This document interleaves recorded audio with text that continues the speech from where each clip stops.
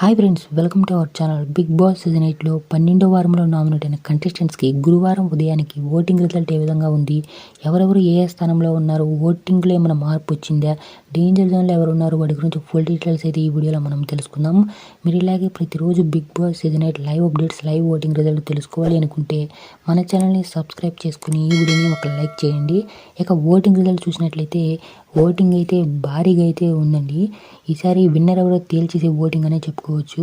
ఇక మొదటి స్థానంలో నిఖిల్ అయితే కొనసాగుతున్నారండి. ఇక రెండవ స్థానంలో నబీల్ అయితే ఉన్నారండి.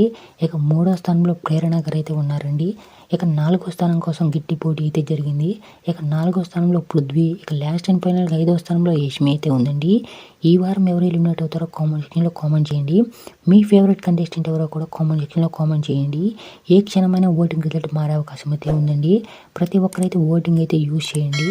ఇక Bigg Boss season 8 live updates తెలుసుకోవాలి అనుకుంటే మన ఛానల్ని సబ్స్క్రైబ్ చేసుకుని ఈ వీడియోని ఒక లైక్ చేయండి.